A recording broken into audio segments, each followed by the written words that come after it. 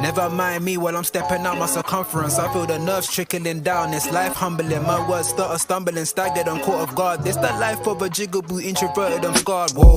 My mother been the melodies while they sing the choruses. Direct message from slaves saying we need more of it. Paranoia in my state, I see envy at high rates. Now it's crop off the fate, turn great so I fly straight. Was gone for a minute, now I'm back like an ex with big factors. I see you turn flat like extinct like some raptors. When I drop through prayer, precision, practice and patience, we move to greener pastures. They're saying life is a matter of mastering basics and mastering patience. More time I get tired of waiting. Maybe it's fate procrastinating, the times are bad, so it really had me sprung. Like she got me doing things that I never do. You thought that we connected when in fact it was trauma bonding. Just leave it up to me to break the rules, never corresponding. My childhood filled with fence climbs and knee scrapes and bikes and kicking it by the street signs. The older I get, I'm trying to lessen any screen time. The bounce back heavy, I rock steady on climb. This one's a fucking loop, the news will pick and choose whatever truth they wanna give to you. I cannot stomach it, so I poop. Oops. When life turns sweeter, the lemon mouths get louder. But I'm amplified with ghosts who got like that boy Fowler. Working like I got that point to prove. But truth be told, the proof is right in the pudding, no point to lose. 60 for the crepes, yeah, I did that just because. She expecting more, girl, you know I'm saving up. Left me on red, well, it was what it was. Never stress over them joints or in downs when times get rough, so I ghost. Long are the days when we was close, and when I see you, it's like two completely different type of goats I approach. The weekly fire dropping, which I'm feeding. Still, I don't expect to be the one, your boy having fun. Still, the songs get spun like Beyblades and teacups. My fun fair to those that ever really know me from jump. So what's up, I've been the one they all depended on like TJ. Now they're dead wilder than a furry knockout punch, leaving them straight stunned. It's hella fun,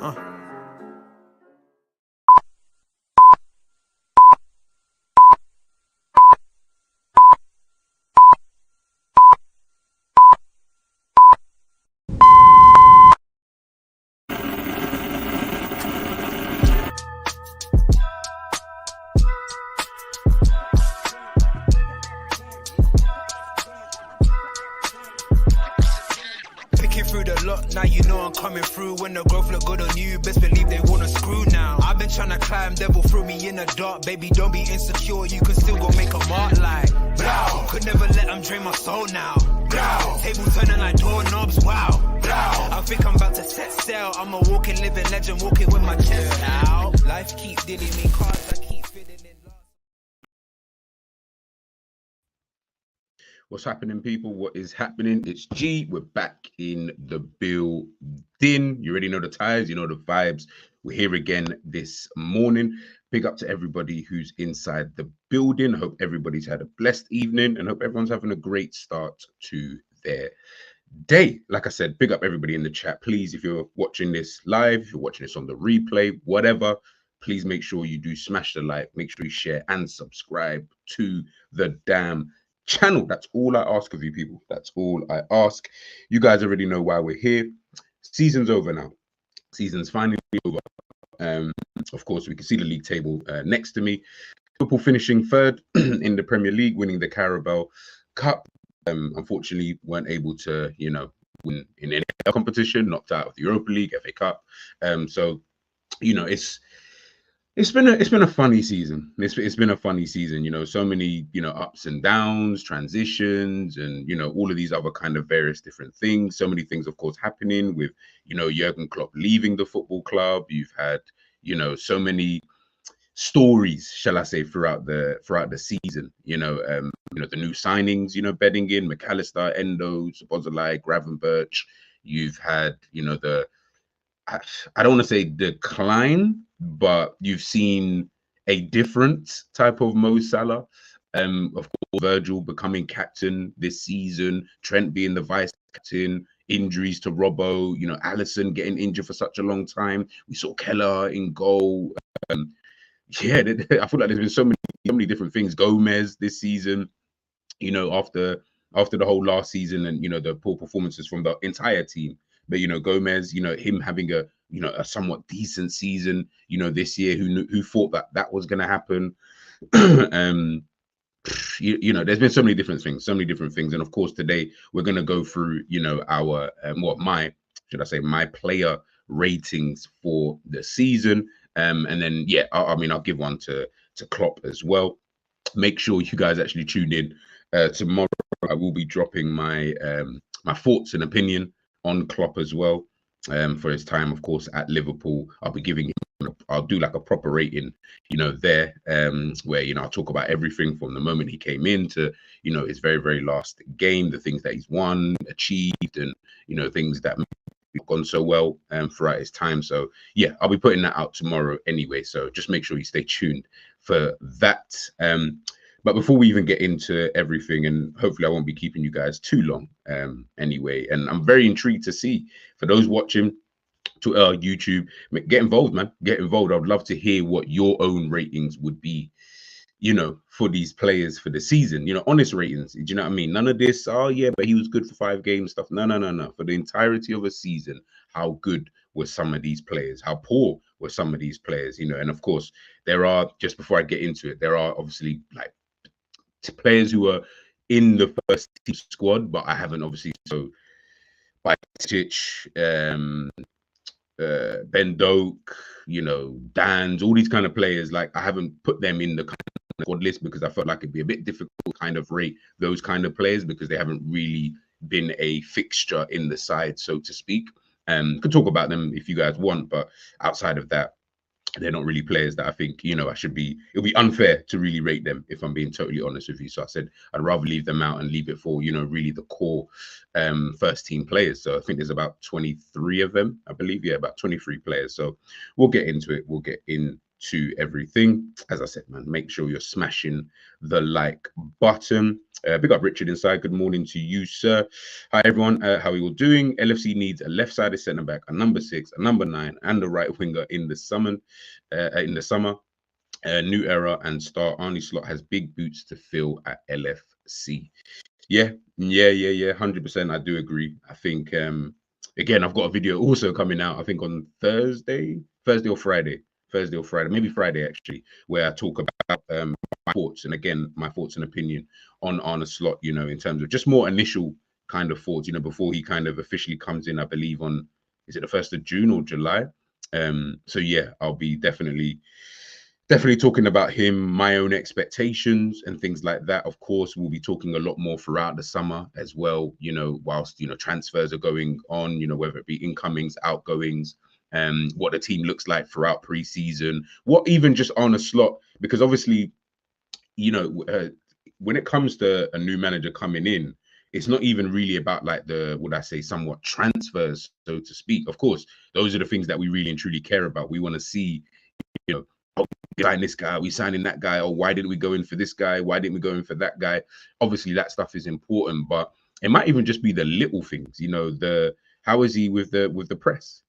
How is he with the media? How does he respond to certain questions? Of course, he's coming in after Jurgen Klopp, so there's going to be a lot of questions in and around those kind of things. How is he, with certain players? Of course, there might be some difficult conversations that he's going to need to have. How is he in those kind of moments? It was always going to be different, of course, because it's Jurgen Klopp who's leaving. But I felt like, at least with Klopp, when he came in with a level of stature where it was like, universally, maybe not everybody, but universally, you knew who Klopp was, you respected him. You were like, yo, this guy's won back-to-back Bundesliga, he's been in a Champions League final already, before coming to Liverpool. He's touted as one of, at the time anyway, like one of the better managers out there, top managers, of course, out there, maybe not world class, I would say, but definitely one of the top managers out there in football. So of course, when you're thinking about it, you're like, okay, cool, players are going to respect him. And we've heard some players when they've signed for Liverpool, the way they've spoken about Klopp and why they've even come to Liverpool. It might not even be necessarily about even the club, so to speak. It's more, I just want to play on the club, so yeah, it's going to be interesting to see what that dynamic looks like when you've got players like Mo Salah, Virgil van Dijk, Trent, Alisson, Robbo, these guys who have been there, done that, got the t-shirts to prove it. What does that look like, and what does that conversation seem like? So yeah, man, big up man for that, but we'll wait and see. Big up, honestly, man. Good morning to you. Big up, Mandem, for cleaning the crypts and bumping DMX, and there was X to a G stream. Big up, Hakeem. Hope you are good. Hope you get to go on many walks today. Yeah, of course, man. Of course, literally after the stream, actually. After the stream. And again, make sure you guys head on over to Ensman TV, where we had a conversation. It was a chill conversation, man. It wasn't really based around football, so to speak. It was more just about life in general. So make sure you guys check out that because I know Enz has probably got a few more episodes and stuff like that coming out in regards to that, and I think it's a really good little series that he's kind of added to the channel. So head on over to my featured list. You will see that, and you'll see Enz man in the building. Honestly saying Curtis Jones is expected to be called up to the provisional England squad. I saw something like that. I saw that. You see with the provisional squads, I'm sure, is it not it's like that, obviously that's not the official squad. Sorry, something in my eye. That's not going to be like the official squad, so to speak. So how many players are included in the provisional squad, and then how many players get cut from that said squad? If anybody can let me know in the chat, honestly, if you already know. Barcelona winger Rafinha is understood to be on Liverpool short summer transfer window. Would you like to see him at Anfield? Yeah, he's all right. Like I liked him at Leeds and that.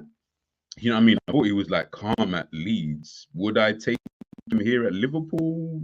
Yeah, like depends on. Like, listen, it's not my money, so I'm always about to start these sentences off with, "Oh yeah," but you know, just in case money wise. But the reality is, it's not my money, so yeah. I mean, he's calm. You know what I'm trying to say? Like, depends on what kind of role you're trying to give him. There's so much to unpack in regards to these transfers anyway. That's why I can't wait till like the transfer window officially opens to see how Liverpool attack, you know, the window, because I do believe just on that Liverpool will need to attack the window as opposed to being reactive to the window, you know, in terms of, you know, it's going to be the Euros. I know the Copa Americas, of course, coming as well. So there's not going to be just like in terms of the good players, you know, all the good players are going to be away on international duty, right? So there's going to be a little bit of a waiting game, I believe, this summer. But I do still think we can attack, you know, the window. Big up Jerry in the building. Yeah, no worries, bro. No worries whatsoever. Like I said, if you're free, you got the link, just jump in whenever. Ex-final player Idrissi, everyone knows their place because he is transparent. To motivate the starting 11 is not so difficult, but he is really good with the rest of the squad. Yeah, like I said, man, there's all these good things are coming out about on the slot and stuff like that. Hey, listen, it's all great. It's all that kind of stuff. Like I said, I'm more of an adversity type of person. Like, what do you do in these kind of moments? Because that's what separates the good and the bad managers, or the good and the meaty managers. You get what I'm trying to say? Like, anyone can look great on a run of 5-10 games unbeaten. You know, man, like Gary O'Neill, who I think is still a good manager, but when he goes on a good little run, or an Eddie Howe or stuff like that, you're like, yeah, these managers are good, blah blah blah, and you know everything looks happy. But then let me see what you're like after defeat. Let me see what you're like in adversity. Let me see what you're like when you're coming up a certain type of team, and again, all things that we will see throughout the season. So, you know, of course, we just got to give Arne Slot time and let him just do it. Let him do his thing. Let him do his thing, man. Jordan Henderson has been left out. Yeah, brother, it's about flipping time, bro. You know what I mean? Like, I don't even know why Jordan Henderson was continuously picking Jordan Henderson. Even when he still at Liverpool, I was confused as to why would you keep trying to pick this guy? Like, I don't really understand, but you know, it is what it is. It is what it is. But yeah, if the squad's out already, I think, you know, I don't know. I'm trying to have a little look-see now. If I can see it, then I'll share it with you guys to tell you, but I'm not seeing anything. I'm just seeing that like little news, like in terms of certain players who are not in there, certain players who might be in there, blah blah blah. It's going to be interesting. Make sure you head on over to Michael Talks, by the way, football. I think he's going to be doing obviously all the stuff in and around the Euros this summer, which is going to be fun to watch and interesting to watch. I would love to see how England are going to do, because as per usual, we're talking up the things. We're talking up and saying, yo, we got this, we got that, blah blah blah. We've seen this story before, guys. We know how this ends. We know where it's going to go. The reality is, you know, England may not actually win anything. We are linked to the centre back and wingers, but no mention of a DM, which means either Endo or Tetic will fight for that spot. Even Gravenberch, I can see play in the pivot. Now, I agree, man. Again, like I said, we don't know yet, so it is going to be a case of we're just going to have to wait and see in that regard, man. But without further ado, let's just dive straight into it. As I said before, this season, you know, finishing third in the Premier League, you know, I've even got a column just for Thiago. I think, did I even put him in there? I don't know if I actually did. I should have. Yeah, if he's not in there either way, that column is always going to be for Thiago. But I think this season, overall, in my opinion, when I look at it, I'll give Liverpool the rating at the end. Actually, I'll wait for that. I'll give Liverpool the rating at the end as to how I saw this season for them. But yeah, as I said, finished third, won the Carabao Cup. So yeah, um, knocked out FA Cup, knocked out Europa League. We tailed off in the title race. Performances weren't really that good in my personal opinion over the course of the season. So yeah, that's how I'm realistically kind of judging it. Of course, which is so weird. Big up Savage. I think he mentioned this the other day about it's so weird because I don't feel like individually the players, so to speak, like most of them anyway, I don't think they played poorly over a season. Like there's no like fours or like in terms of the main core players. So when you think of it like that, you're like, oh right, so we did actually play pretty well. But again, as a team, as a unit, that's where I think Liverpool really did kind of, would I say, somewhat messed up, so to speak, in terms of the season. But we'll get into it. Anyway, let me just quickly do this. Boom, boom, boom. Yep. All right, cool. I'll start off with. I'm going to save some of these for last. Let's start off with. I don't know why Ben Doak's even there, but we'll start off with Matip. Now, obviously, Matip, of course, getting himself injured earlier on in the season. Started off pretty brightly, if I'm being totally honest with you. Started off kind of calm, and you thought, okay, cool, Matip and Virgil van Dijk.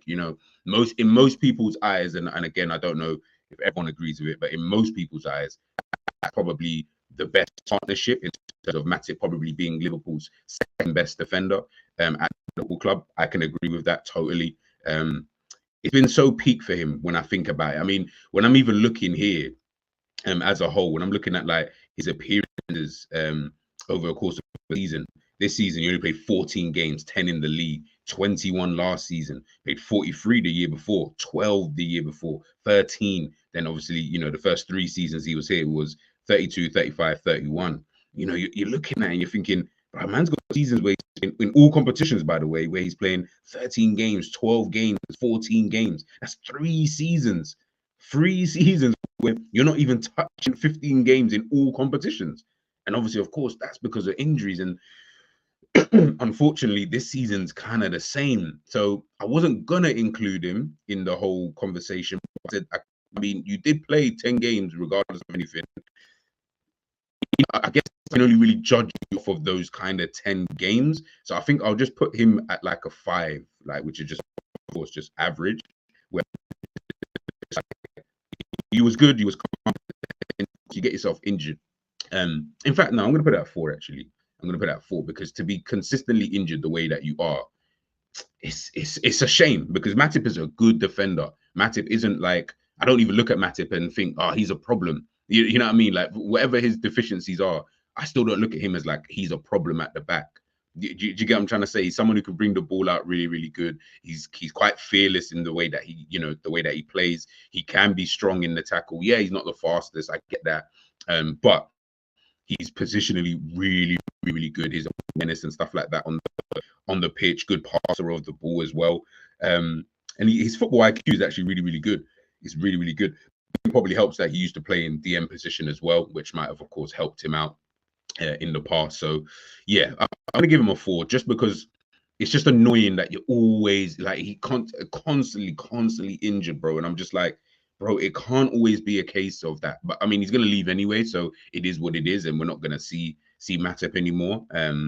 Liked him as a player, but unfortunately, the way the season has ended for you, that's been your story.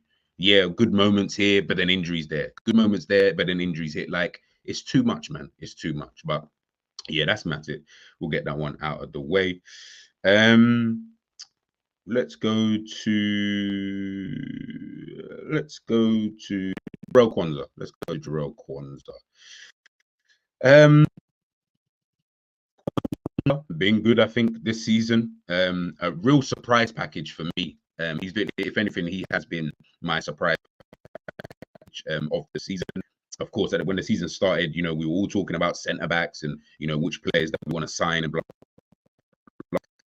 But Klopp obviously, of course, had that faith in him. knew that he was clearly a good enough player to step into the first team when we needed him to, and stepped into the first team. He did. This season alone, he played 33 games this season. He played, the games towards the back end as well, because of Konate's somewhat issues and stuff like that. And that's where I look at it. Of course, we'll talk about Konate in a second, but that's where I look at it with someone like a Kwanzaa. For you to be able to step in, and if I'm being honest, be super calm as well when you have stepped in for Liverpool, I have to give you ratings for that, because I'm sure most of us sitting here, we're not going to sit here and say, obviously, yes, he made that mistake against Manchester United. I get all of that. But outside of that, we're not going to sit here and say that when Kwanzaa's been at the back, oh man, I'm kind of worried. I think the only time I've ever looked at him for, it's a bit shaky, if we're going to play Conor Bradley at right back, Kwanzaa, and then Konate or something like that. Then I'm like, yeah, nah, that three can't work, because all three of those players are not functional enough to be able to play together on a consistent enough basis anyway.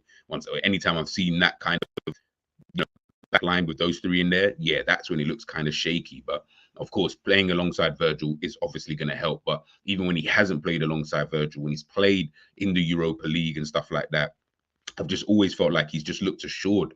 Just always looked assured. And again, he surprised me. Like, I really did not think that this guy would be as good as he has been, this season. So, all in all, 33 games. I'll give him say I ain't got no 0.5s or nothing. So would I say I'll put it at 7 for now. I'll put it at 7 for now. It would have been more of a what do you call it, 7.5, but I ain't got no points. And I don't think it pushes it up to, I don't know, I'd put it up to an 8. Maybe. I think on one. But he's close. He's close. Next up. Let's go to one of the new signings.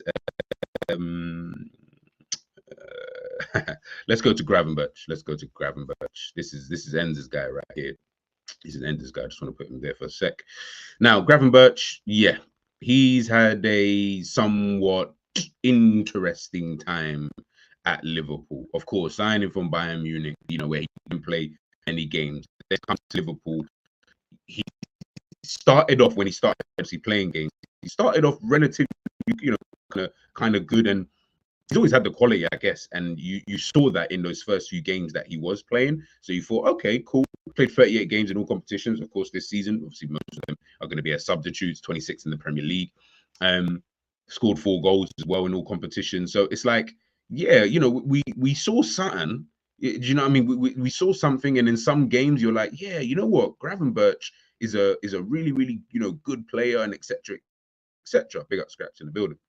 Like, you thought to yourself, yeah, Gravenberch is a good player, but then in other games you just saw, okay, yeah, I can see why, you know what I mean? Maybe you didn't get to play that many games for Bayern Munich over the last 2 seasons technically, or season a bit, but yeah, like I said, Gravenberch was just a weird one. He's just such a weird one. Of course, new signing, former wonder kid, whether he's lived up to, he hasn't really lived up to that potential. I don't know what the threshold is until you can say, all right, you've passed that stage. I do think that his career, obviously at Bayern Munich, it's stagnated, and obviously, of course, that's not going to help the situation. But then when I'm looking at it face value, especially now, I'm like, okay, I thought maybe I expected a bit too much from Gravenberch at the time, without really taking into consideration the fact that he has been out for a very, very long time. I'd probably give him again, wish I had 0.5, I kind of, left myself at it. He's either going to be a 5 or a 4. I'll be honest with you, 5 or a 4. I think he's like 4.5. I'll give him an average score. Because of course he hasn't always been a starter and stuff like that. Hasn't always been able to get a rhythm of games and all these other little things. So I do get all of that, but I feel like it's kind of been, I feel like he's had more not so good games than he has had good games. Because he's had the good games, he has had good games, but I feel like I've seen more games where I'm questioning, the type of player that he is, so to speak. Honestly saying here, Ryan 5, he's very talented. still has to adapt. And when he got a bit of form, got injured, so me, one thing about him, he glides past players. And like Cody, he looks slow, but he is fast. Yeah, this is what I'm saying. Like, you've seen that in some games, though. I remember when he came on against Manchester City, and all talking about like, yo, the little shimmy sidestep that he did against Rodri. You're like, okay, yo, Gravenberch is, do you know what I'm trying to say? And then I've seen other games where I'm just like, the game just seems to pass you by, and defensively at times you're not really what we need. Obviously, that might just not be your game, and I totally get that. But in this instance, playing it, I can only really judge you on what I'm seeing here. Yeah, I'm like, so yeah, I think 5 is a calm score for someone like him. Let's go Curtis Jones. Let's go Curtis Jones. He's obviously this season. And Jones is again another funny one. Towards the back end of the 22-23 season, we saw the form of Jones, coming in when Liverpool playing that kind of box midfield, with Trent, of course, doing the inverting thing. Everyone was like, yo, Jones is really coming into his bag now. That left central midfield position, that's all his, blah, blah, blah, and all of this kind of stuff. And I thought that he would probably just continue that this season. Again, another story of, gets himself injured and stuff like that. Whether you want to call it lucky, unlucky, whatever, kind of, he still, gets himself, injured a little bit. He actually played less games than Gravenberch. He played 36 games this season. Gravenberch played 38, which is actually crazy when you think about it. He played 23 games in the Premier League, scored 5 goals, so 1 more goal than Gravenberch. So obviously his game isn't based around the goals, but I didn't even know that. I found that kind of interesting.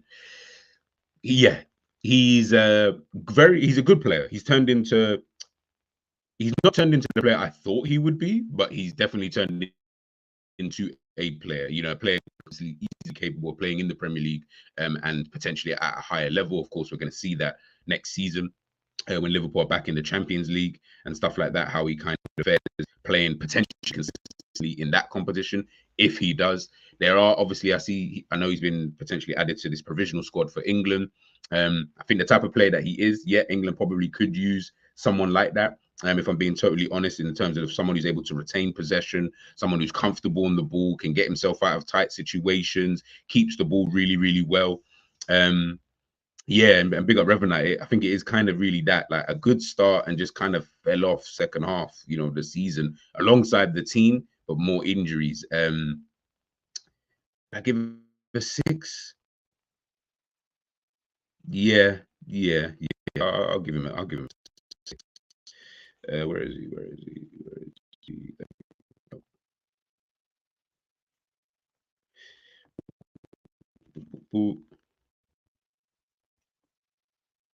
Put him up there. All right, cool. Yeah. Listen, man, it's going to be an interesting season. And when we're all talking about, I know I didn't put the 0.5 because I wanted to just be more straightforward. Like, it's either going to be a 5 or a 6. The 0.5, I feel like it's sometimes like a get out of jail free card. Obviously, I don't mind it for player rating because obviously that's an individual game. Sometimes, certain things, but for a season, I just wanted to be a bit more, straight to the point and kind of stuff like that. But I do hear you. 5.5 was kind of where I'm looking at. Honestly, saying CJ 6.5. He started good, but same as Ryan, the injuries didn't help him either. And then you have an Endo picking up form at 10. They're moving in the 8 yet, and this is what I'm saying. So it's not like it's all his fault, but ultimately, would I say I would have, like, I'm not impressed with him this season? I'll put it like that. I'm definitely not looking at his season and thinking, yeah, I mean, you're just about above average. Do you get what I'm trying to say? Like, and actually, I'm going to move Kwanzaa up to 8. Actually, I'm going to move Kwanzaa up to 8, because I feel like he has been infinitely better than a Jones in 6. But yeah, and I hoped that you was going to move on. Like, I just feel like we're not getting to that point where I'm like, yeah, like, let's really push it forward this season. You saw it with, hate comparing, but I won't even. I was just about to use a Manchester City player, but you see it with a lot of players are in and around Europe, right? Where you have that one season or half a season, whatever it is, where you're really, really good and you kind of find your own. And remember, Jones isn't young. Like, Jones ain't this 20-year-old or whatever. I bet he's going to be 21. He's 23. He's 23 years of age, man. Like, we're not at that stage where, like, yeah, he's still young, 19, blah, blah, blah. No, like, you're 23 years of age. I get it. You've been in and around the Liverpool squad for time. you know, you've been you weren't able to really get in the team under, you know, the current rate, the previous team that we had. Of course, that was a really, really good team, and it was always going to be difficult. In my opinion, I felt like that was always going to stagnate your career anyway, because you weren't really able to get rhythm of games and etc. etc. You know, so I understood that, you know, to a certain degree. So I thought, you know, back in the last season, that just continues, and I actually was hoping that his game would even just go up. I don't know why, but I just assumed that because that's what usually happens when players are getting better, right? Your game kind of just goes up. I didn't even really see that. I just felt like he was the same as he was towards the back end. Fair enough. But then even as the season went on, it still wasn't going up. It was like your best was what we saw probably the previous season, to be honest with you. You know, and I felt like you had a better back end last season than you did a whole season of this season just gone. So yeah, man, Jones, for me, I need to see a next level up from you next season. Now, what I mean by that is it's probably just more about the way that he imposes himself within games. You know, I'm not asking. I'm again the GA thing. Forget all of that stuff, because if his job role isn't to get goals, then I can't judge you by, you know, the goals that you're not scoring, right? But you'll just notice influences on the pitch. And yes, I get it. Recovers the ball and he keeps the ball really, really well. All things that I think, yeah, he can continue, you know, still continue doing. But it is more about influence on that pitch. Are you one of those players that we know that you're here? I know we do the old thing of if you don't see a player or hear from a player on the pitch, yeah, it doesn't mean they're necessarily always having a bad game or whatever. And that's 100% true. But in the position that he plays in, I don't feel like that's gonna, you know, I don't feel like that's gonna always be true in that kind of situation or in that context anyway. Especially you're playing in midfield. I feel like I should kind of notice a little bit of your influence. Not every game, not 10 games in a row, but we should notice, you know, kind of thing. And I just think that where the team in terms of their level has just regressed quite a lot, that's why he's able to get into the team. Not necessarily because he's so good. I just think the team has just dropped to a point where now both in this position. We've gone down, he's gone up, and he's only gone up a little piece. So it's like that. Whereas, as you saw in the previous teams, he wasn't good enough to reach that level. It was always here, you know, for someone like a Jones. So yeah, not to really criticize, but I do think next season is going to be vitally interesting for Curtis Jones.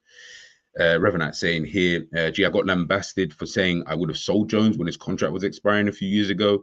And the same questions still are there. He's a player that flatters to deceive. I hear it. It's what I'm saying. Like, I just feel like we have a lot of players where you're like, we're still asking the same questions. And I feel like we're never really honest with these kind of things. Like, as a fan base, I always feel like as a fan base, it's always yeah, just wait, be patient, be patient. And I'm just like, bro, like, you know, there's a reason why we go 30 years without winning the title. And now it's been, what was it, 1920? Now it's been 4 years, going on 5 years. Like, these things, they start from somewhere. Do you know what I'm trying to say? Like, and mentality of the fans sometimes, like at times, not all the time, but at times it's like, you know, when you get too comfortable, we fall into just a level of comfortability. So now everything is always going to be about, yeah, no, just be patient, don't worry. And I'm not saying you have to just get rid of every player. I'm not even advocating to get rid of Jones kind of thing. It's just we have a lot of players like this, guys. Whether you want to admit it or not, from the way I hear people talk about these players and what we see on the football pitch, we have a lot of players where you're still asking questions. You're still asking questions for a lot of these players. And I'm just like, bro, like, how many years can you keep asking the same question? Like, I don't understand that. At some point, that, you know, the penny has to drop. And if it doesn't, then what are we kind of doing here? Do you get what I'm trying to say? Like, I don't care that he's a Liverpool lad. That means nothing to me. That actually means nothing to me. You know what I'm trying to say? Because it shouldn't mean anything to anybody, if I'm being totally honest with you, because Trent had to earn his way into the team. Trent had to be as good as he was to stay in the team. That's why Trent deserves to be in the team. Do you get what I'm trying to say? He's proven and he's proved that he can be a player who plays at the top level.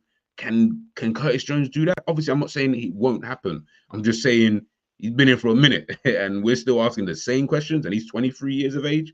Now I'm kind of like, Jones, man, I like you, man. I think you're cool in that. And do you get what I'm trying to say? And I think someone like that in and around the squad is actually kind of calm. Do you get what I'm trying to say? Like, I don't think it's a bad thing to have someone like that on a bench, but at some point, bro, like the penny does have to drop with these players, bro. And can't keep saying, yeah, next season, next season, next season, next season. It's boring, man. I'm tired of the next season crap. because we keep seeing it, and then the players don't do it, and then everybody wants to crash it on them. Oh, let's sell let's sell this, let's sell that. Bro, like, we should have just cut the losses or done what we needed to do early, but we'll wait and see. Scraps, it was Jones when Mac wasn't, Endo when Jones wasn't. Yeah, it's just this season has just been a whole flip-floppy, and you can tell because you hear the content creators, they just flip-flopping between who they like, who they don't like. One week it's this guy, next week it's that guy. One week he's amazing, next week he's not amazing. One week he's world class, next week he's not that great. Bro, you guys all hear it, man. It's not like it's a silly thing.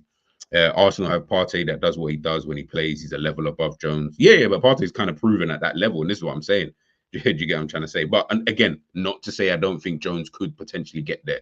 If we're going to play that game, I think anybody could be anything. Do you get what I'm trying to say? But we can only go purely based on the evidence that we are seeing, and I'm just not really seeing too much progression. Yes, we can keep saying, but he keeps getting injured. Well, guess what? There's something in that. do you know what I mean? There's going to be something in that in itself. If you're saying that this person's always getting injured, forget what the injuries are. You just keep getting injured, whether it's a finger in the eye, whether it's you down the stairs.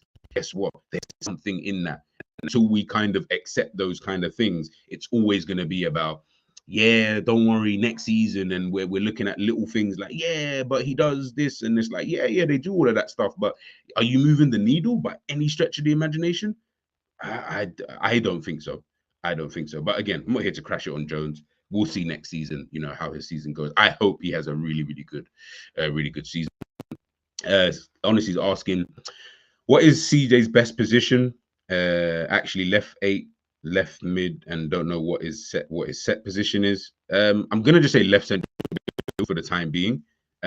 Again, if I don't know what Arne Slot's gonna do next season. I don't know if Arne Slot's just gonna play 4-3-3 and just run it away. I don't know. People say he plays 4-2-3-1, and I know he plays 4-2-3-1 to a certain extent. But how do I know he doesn't come in and just play 4-3-3? We do. Like, I have no idea. He might look at the team and say, I ain't got no real good number 10s like that. And if I can't sign one, it's probably easier. I just play 4-3-3. Liverpool know how to play 4-3-3. We've been doing 4-3-3. He clearly, as from what everyone keeps telling me and from what we've heard and reports and from what I've watched of Slot, to be honest, it just sounds like Klopp, but just done in it sounds like Klopp, but with maybe a tad bit more control. That's all I feel like I'm getting with this guy. That's the vibe I get off everybody is, yeah, it's a bit like Klopp, but he's going to do this a bit. I'm just like, oh, okay. So I'm getting the Klopp 2.0. I'm not really seeing anything different. So I guess I kind of know what to expect. Did you get what I'm trying to say? It's going to be a lot of crappy years. It's going to be a lot of injuries potentially, and all of that kind of stuff because of the intensity that this team wants to potentially play with. Is it going to be a lot of square pegs, round holes? I don't know, man. Let's wait and see. I don't want to get too deep into that kind of conversation because again, we don't know what's going to happen. Revenant, it's a Partey level. Big clubs don't do that. Ruthlessness needed. Yeah. That's Liverpool Football Club. That is honestly Liverpool Football Club. Edison could leave Manchester City this summer. That is a very interesting one. Let me see. Is that what Fabrizio's actually saying? Like, Edison could potentially leave, and if that's the case, then boy, yeah, he like I can't see not many teams saying, yeah, I'll pick up Edison. I don't know what that fee would look like. So yeah, I'm seeing it here. Fabrizio saying Edison could leave Man City in the summer transfer window in case of good proposal. It's a possibility. There's already interest in Saudi clubs with Edison considering possibilities at the end of the season. It'll be up to the player. Maybe he's tired of being the sub. Maybe he's tired of being a sub. You know what I'm trying to say? Well, yeah, and understandable. But Ortega's calm. Like, I think Ortega's actually a really good keeper. So, boy, who'd I have? Keller. I don't know. I really don't know. Depends on how I feel like maybe Ortega maybe edges it. Like, I think he's a really good keeper. I think I don't feel like Manchester City miss Edison when he's not there, so to speak. Not to say that I don't think we do miss Ali, but there is a noticeable difference. Like, I don't know. I'll leave that for Manchester City fans, man. I'll let them not argue that. But anyways, their ratings. Let's go to Tsimikas. Let's go to Tsimikas. Let's see how many games has he played this season. Tsimikas. left back. Do you know what I mean? Just happy to be here. Did obviously have that run of games in the season before injury. Only played 25 games this season. Yeah, I know a lot of people. I've seen a lot of people talking about players they would sell. He like one of the top players on my list to sell. Like he's one of the players that he fits the role that I need, which is just be the backup. You know what I'm trying to say, but I think now you can enter a stage where you can just make Robbo the backup and just sign a top back. I think that's how I would be looking at the team. Is I would say, yeah, Robbo can still do his thing and blah blah blah. Nah, I wouldn't even look at it. Robbo. Do you get what I'm trying to say? Like we can go out and sign a top left back, whoever that might be, whoever you think it could be. So go out and sign that top left back if there is one. Of course, if you don't think there is one, then fairs. Robbo, you sit on the bench, but guess what? You got to play like Robbo on the bench. You can come in some games. Excellent. That's what I want to see in the future. And I know it's going to happen. And I'm sitting in fairyland, but that's what you see from top teams. Is that not in every position, by the way. It's going to be impossible to always have a top replacement in every single position. But your starters need to become bench players at some point. They need to slowly fade out in that kind of thing and let the transition move forward. I know we had that conversation on Enza's show yesterday, and I'm talking with Quasi, and I mentioned about how, and Quasi was obviously trying to mention about what do you call it, having replacements, getting these replacements in from early. I'm even saying you can still keep the players here. I'm not even saying you have to sell these guys, and I think that's the point I was trying to get across yesterday. Is I'm not even looking to sell a Salah or a Robbo. I don't need to sell them. You just make them less important to the team, but you go out and of course you obviously, because they are like relatively good players and still not they're not rubbish, you still gonna need someone who's gonna come in and who is good enough to be able to take over that position kind of instantly. And then Robert becomes less important. Then he only comes in for a few games here, a few games there. Otherwise, I just think with Liverpool in some areas anyway, there's always like too noticeable of a gap within certain positions. Like I said, you can't do this for every position. Man City don't even do that for every position. It's impossible. You can't always have two players who are of equal quality. It doesn't work like that. So I'm not even asking for that. But what I am asking for is in certain areas, because it's not every area you've got an old player in there. So I'm just looking more at the players who are, over that 30 kind of age, and because of obviously the wear and tear of the system that they played for the last 5-6 years, you can start looking at these guys and say, okay, let's maybe, as an example, go out and sign up Davis, get him in the team. Now that way, he's starting. Robert, you're touching bench, and at the time, if there's some games where we feel like we're going to need more of a Robbo just for defensive, then cool, you play Robbo. If at times you think majority I'm going to need an Alphonso Davies, then you play. Again, I'm using Alphonso Davies as a wild example, but you get what I'm trying to say with that. But in terms of his season, as a Simicast's season, yeah, I would say 4, to be honest with you. I was going to say average, maybe. I'll say 5. I'll say 5. Of course, more games than matter. He's played 25 games this season, 13 in the Premier League. He did have a good moment, and I think that's what then bumps it up for me. Is that I'm like, okay, cool. During that period of time, he was actually pretty decent. In that little run before Saka decided to just put you down. So yeah, I'll give Simicast a 5. I give Simicast a 5, just based on that. But of course, it's only because he had that good moment. Otherwise, he would be at a 4, if I'm being honest. If during that period of time Robbo was injured, and I think was it Gomez injured? No, when Robbo was injured and Simicast obviously come in. If he was still kind of meaty with the performances, then he would be on a 4. Because then obviously, just like Matip, injuries would just kill you. But he was actually pretty good in that moment. So yeah. Let's move on. You're saying 4 for Robbo? No, I'm doing Simicast. Not Robbo. We'll get to Robbo in a sec. Let's go to, let me just go on to Robbo. So, we're talking about him. It's everything I said before in regards to him.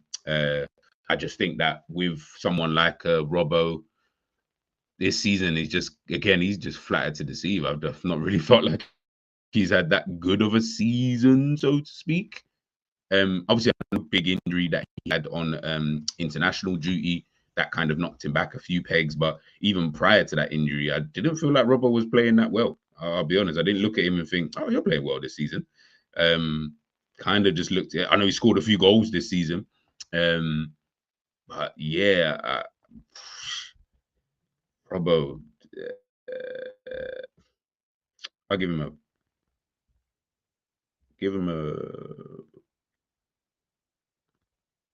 I will give him a 5. I'll say you've been super average on the low end of things, but you've been, yeah, really super average. Super average, in my personal opinion. I just think, yeah, like I said before, I'd be looking at, getting a replacement for him, but keeping him though.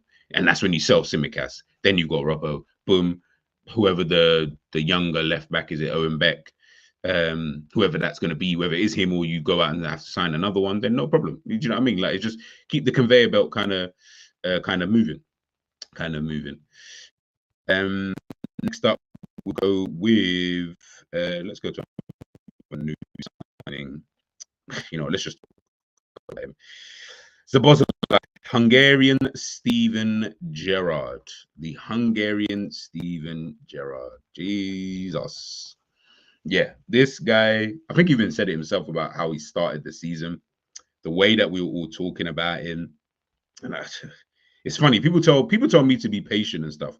The way you people were going on about this guy, and you weren't even just allowing him time to just get into his own, kind of rhythm and, stuff like that. But the way everyone was like, yeah, Gerard this and blah, blah, blah. And, and the funniest thing with Zobo, we spend probably more time talking about how good he is for Hungary than we do about how good he is for Liverpool. And that's the annoying thing about Szoboszlai. Like I said, he did start like a house on fire in terms of influence on the pitch. When I was speaking about Curtis Jones and the influence that you've got on the pitch.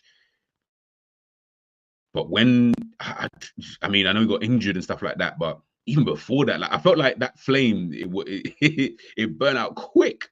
It burned out quick, boy. It's as if someone just came in and just blew the candle out, and then that was it. Pause.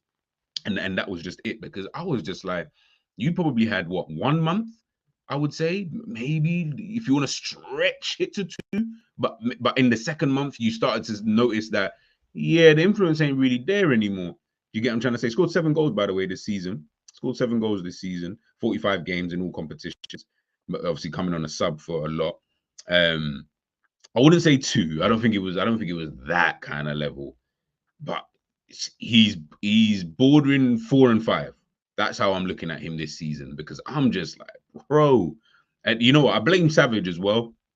Big up Savage. I blame Savage because he put into everyone's mind this thing about him not being able to pass and, all of that kind of stuff. And, that started to then play into people's psyche. So every time he misplaced a pass, it was like, oh, you see, blah, blah, blah, in that regards. But just in general, I just think that influence that he had on the pitch, and again, I don't necessarily mean in terms of goals and assists. It's genuinely about the influence that I see from you on the pitch. So in whatever capacity, defensively, in the attacking phase, whatever, I just think that even started to wane, because even after, and this is why I say it could only have ever been about a month and a half of how good Szoboszlai actually was at his peak, was because let's say we say it was 2 months of Szoboszlai being good, right? Because it was like him and Maddison that people were like, oh, who's been the better signing, blah, blah, blah. In that second month, I even felt like defensively, he just was starting to wane a little bit. So even the things that he was doing in that first month, I never really felt like they were able to continue. Now, has he had good games since? He's had some decent games since. Of course he has. Like everybody has. They've had some good games, some bad games, some indifferent games. But they were so few and far between. And even on the defensive side, let's say he wasn't scoring a goal or getting an assist or whatever. On the defensive side, I just felt like you're lacking a bit of presence in there. Now, we talk about the tactics, we talk about the role that he plays and all that kind of good stuff. I hear all of that. But guess what? The reality is, I'm judging you on what I've seen this season. Do you get what I'm trying to say? It's not like you're a striker and man's put you at centre back. At the end of the day, you're playing in a position that the reality is I should still see better performances from you as a whole. I'm not even asking for world-class Szoboszlai, but I'm definitely not saying that you start off like a house on fire and then it just burns out like as quick as it did. Yeah, so I'll be giving him I'll give him a 4 because I felt like he was below average for the majority of the season, to be honest with you. Let's see what the comments are even saying. Yeah, what a letdown from Revenite. And I'm saying twos. So that's 5. More interested in modeling than football. Yeah, man's more interested in on Twitch and that. You know what I'm saying? I catch man on Twitch late night. Crazy. Got a feeling Slot won't play him, possibly sell. Nah, I don't think he's gonna sell. If you're talking about Sabozala, I don't think he sells him. No, not after one season. Like, I wouldn't sell him. I wouldn't even want you to sell him. I'd want to keep him. I like Sabozala. I actually do like him. That's why I'm probably more frustrated, and I'll go a little bit. I'll crash on him a little bit more if I'm being honest, because I know, bro, I know there's a dope player here. I mean, I've watched you since Salzburg, bro. Like, I know Salzburg, sorry. I know you're a good player. So, do you get what I'm trying to say? And modeling career, no way 4 or 5. He's been dusty. I hear it. Zabozalai 4 again, very, very good player, but the system clock play didn't help because you can't be 23 winning back-to-back DFP podcasts, got you country to a big tournament as a captain. Yeah. It's like all of that just kind of left the building when he came to Liverpool. I said this before as well. Liverpool have all of these. Endo's a captain, Zabozalai's a captain, Van Dijk's a captain. Bro, it's like they come to Liverpool and I don't see that captain aura from you guys. You just go in your show. Like, where's the big chest that you've been with when you're on international duty and that? I don't see that when you're at Liverpool. He put too much pressure on himself, which means he backs himself. So Bodolai is one of those guys that I have 100% confidence in that he'll cook nicely next season. Yeah, I hope he does. I really, like I said, I do like Bodolai. In the you keep him. I'm not entertaining trying to sell Zabozalai. That don't make no sense. You can't have someone run to the defensive world, then rub again and create. Meanwhile, the guy you are covering for is in your space trying to create. Klopp messes Zabozalai up. Yeah, you can say there's a little bit of that in there. I'm not saying that it's like completely like, oh no, the way that Klopp played. That's going to play a part for give or take everybody. Do you get what I'm trying to say? So I do get that from that standpoint, but at the same time, I can only judge you on what I am seeing, and you're not playing a very foreign position, so to speak. Big up, Max. Good morning to you. Sorry, GTV. Zobo been rubbish, but better than Gravenberch, and Robbo been better than both. Do you think Robbo's been better than both? Nah, I don't think Robbo's been better than Gravenberch. I think they're more or less on the same level, but context to themselves in whatever role that they played in. Trying to think, who did you just say? Simicast has been crap. Don't think he's been crap. Like I said, until he got injured, he was actually super calm, like super duper calm. In fact, if he didn't get injured, I don't think we see Gomez the way we saw Gomez this season, and I don't think we actually needed to be honest with you, because Simicast is actually playing pretty well at that period of time, kind of thing. I put Simicast down to a 4.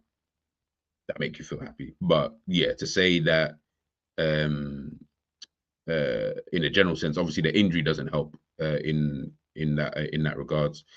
He's not better than Grav. It's not about him being a better, but it's just purely about, did you get what I'm trying to say? It's just purely about what they've done, this season. And Zabozalai, Simicast, Matip purely for the injury. Because Matip was actually, again, on the times that the period of time that these players were actually on the pitch, that's of course, unless it's like 5 games, like a Thiago's only like 1 game, so I can only judge him by that 1 game. Matip's played, what's that? I think it was about 13 games or whatever. In that time, it was literally because he got injured. But Zabozalai just felt as an overall over your course of the season. Simicast again, I felt he was super calm until he got injured. Robbo average, Gravenberch average. Yeah. I think that if you can't get on the pitch means you've been crap in training. No, it doesn't. Gravenberch is last picking the midfield. On Simicast is last to pick for a reason. But remember, Max, we saw the season. we literally watched the season. Simicast was playing. Robbo got injured. Simicast played. Simicast absolutely fine We were all happy that he was in the team, really putting in good performances. Comes up against Saka, injured, bang, he's out now. Now Gomez has to come into the play. If we're really being honest, Gomez is third choice. So why is Gomez? Gomez should be 0. Do you get? Because he's a third choice player, technically speaking. He's a third choice player in that position, and he's a second choice player for right back position. Kind of thing. But yeah, well, what we saw on the pitch, good player, man, good player. Honestly, question: do you think with Szoboszlai, because he backs himself instead of keeping it simple, he does the madness back heels, losing the ball? No, that's him though. He's been doing that. Some of the stuff that I saw from Szoboszlai this season, in terms of you're talking about, like, but he's been doing that.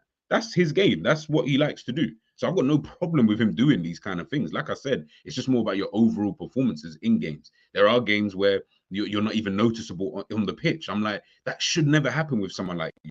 You're actually a baller. Like, you're actually a good player. I should never go through a game and it's like, oh, yeah, Szoboszlai. Yeah, what did he do again? Nah, should never, ever do that with someone like a Szoboszlai.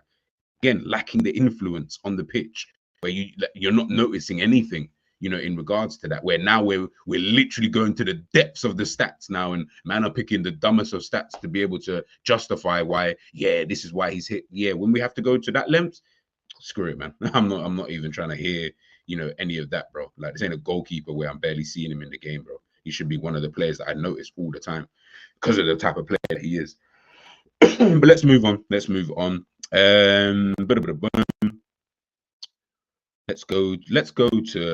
off the defense. Let's go to Joe Gomez.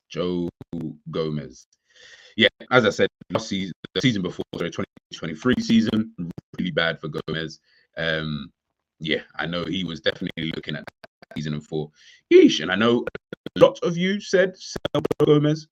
Yeah, I'm trying to say, and I was also like, yeah, bro, sell him. Do you know what I mean? Like, if you can find someone else, sell him. Got no problem with that. No issues with that. Played 51 games this season, so that tells you the massive influence that he's had in terms of his role within the team. Been good this season. He really, really, really has been good this season. I have to give it to him in that regard. Obviously, playing in at that left back position, he's just made it his own. He honestly just made it his own. Obviously, towards the back end of the season, yes, started to tail off a little bit. I almost felt like as soon as Robbo came back from injury, that's when he almost just started to I noticed a dip in performance. I don't know what it is. Maybe, a bit shook that, the original left back is here and Klopp's obviously switching between the two and stuff like that. But I just noticed as soon as Robbo came back from that initial injury, I just saw Gomez was playing at like 7s all the time. And he just started to drop. Like, now it's like he's on a 6 and it's like a 6.5 and then a 6, 4s. I can't remember. There was a game I remember 4s and you're just like, eesh, okay. But overall, I think I would give Gomez do I think he's had a better season than Kwanzaa? In context, no, because Kwanzaa's obviously never ever came for Liverpool in his life, and he puts in performances that so Konate would have been proud of at times. Like I said, obviously, if I had the 0.5s and things like that, it probably would be, in my opinion, like a 7.5 for the season. But I'll probably say I'll give him a 7. I'll give Gomez a 7. Of course, in this new position, he's playing in his not so comfortable position. He played it really, really well. There was times where I did think, eesh, yeah. But he's not in the camp where it's like, oh, I'm seeing more bad performances than good performance. No, I'm seeing more good performances than bad from Gomez. But of course, like everybody, he's had those bad performances in the season. So I'd say 7. I think is a fair score for Joe Gomez. Big up Max. He's saying correct. Gomez's third pick could have been Steady Eddie. Steady Eddie is not good enough for Liverpool. Yes, Robbo played less games than Gomez because of the injuries, but there have been games where Robbo's been 9. Steady Eddie always gets an average performance. Yeah, and I think some games he's been quite outstanding. Where he's probably been our best defender. But yeah, just kept it like 7s. And for me, 7's not average. 5 is average. Like, that's how I look at it. Like, 5 is your average performance. Like, you start off on a 5. Anything above that now is like, really, you should be at 7s if I'm being totally honest with you. Yeah, you should be at sevens. You should kind of be at sevens. But you know, it is what it is.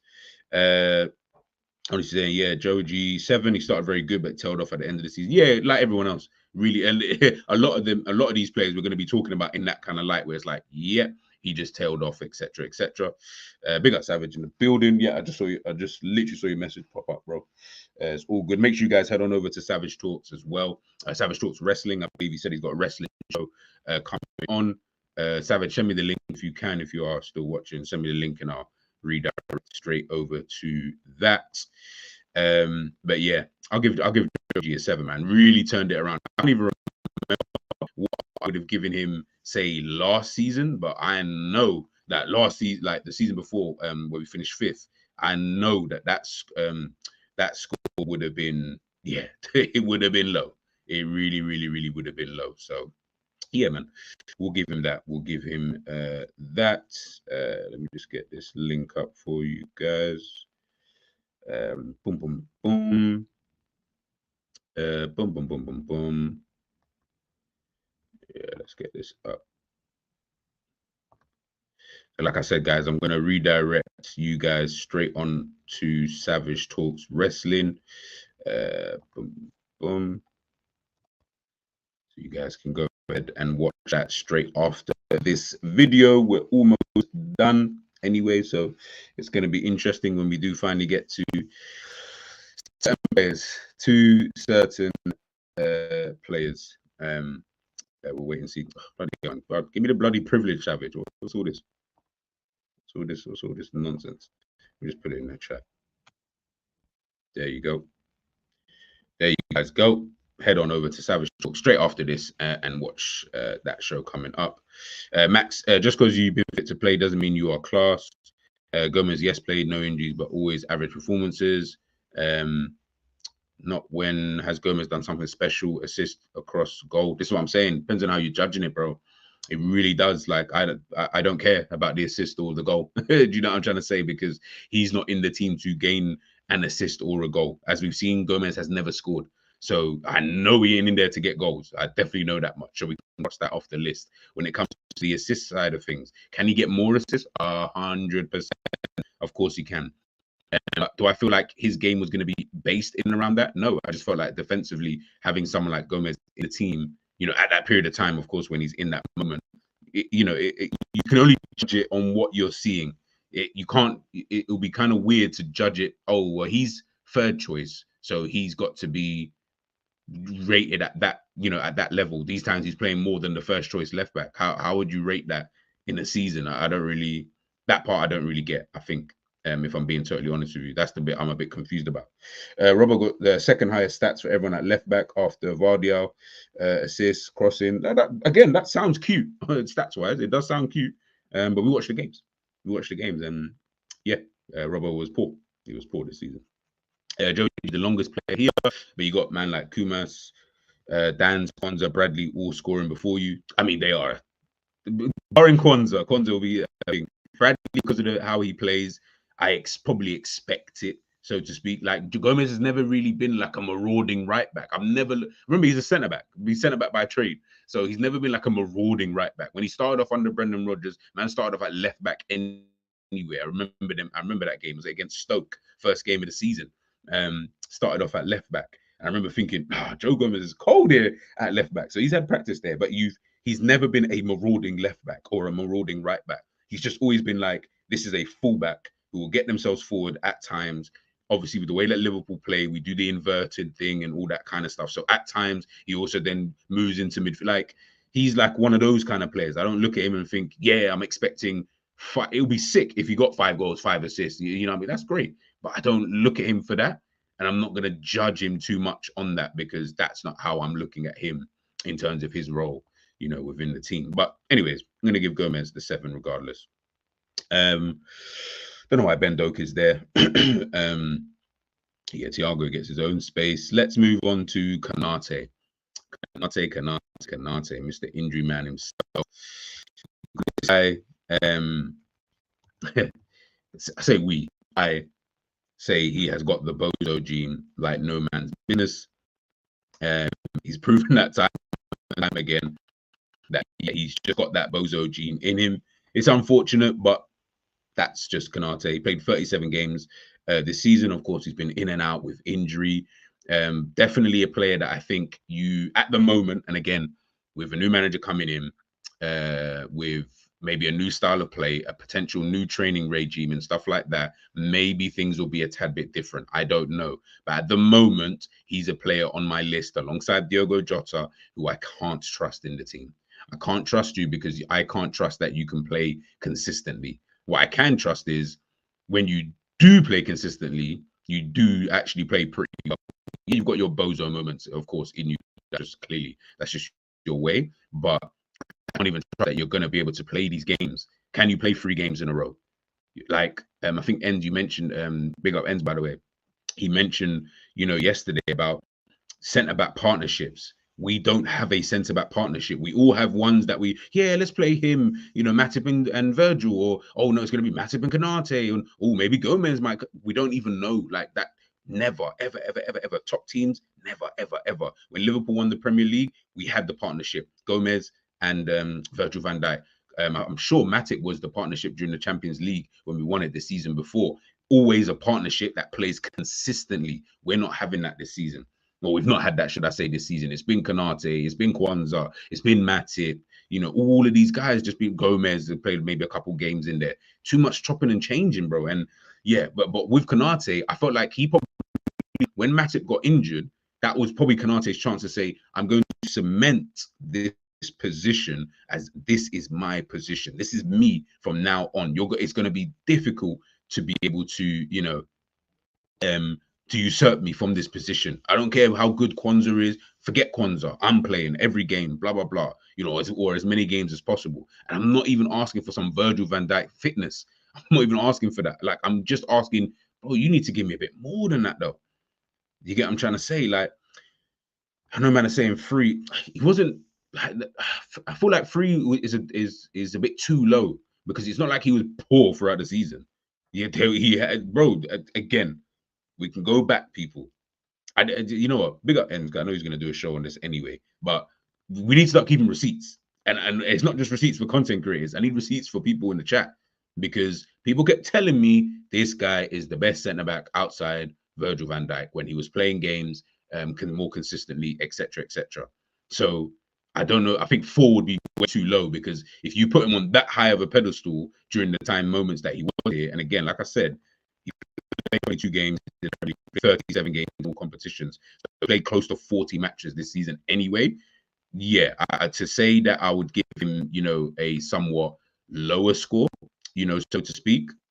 Yeah, I don't think, I don't really think that would be, would I say, somewhat fair to him, if I'm being totally honest with you. So I think I would give him maybe maybe I would give him a 5. I think I would give him a 5. I think I'll give him a 5. Just bear me one sec, people. The laptop is just messing around a little bit. For some reason, it's not letting me. He's saying here, G, go back to what Savage is saying. He said, G, go back to the. Did I say go back to the?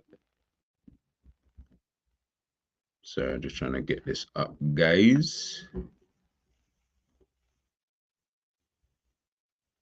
Boom, boom, boom.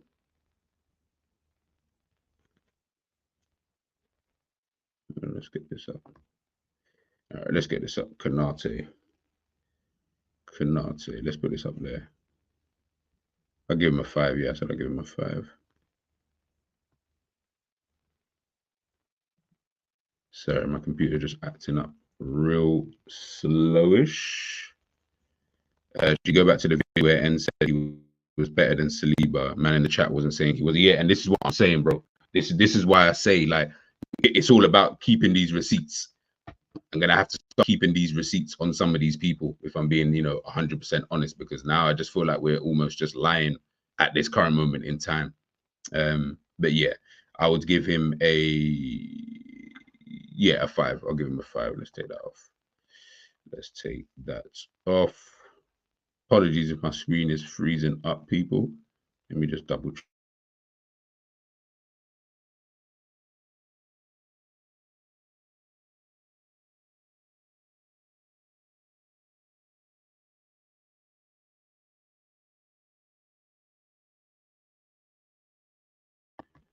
Yeah, let's go back to that. All right, let's move on to who else have we got left? We have, let's go to Virgil, Captain Van Dijk. Van Dijk, Van Dijk, Van Dijk, Van Dijk, Van Dijk.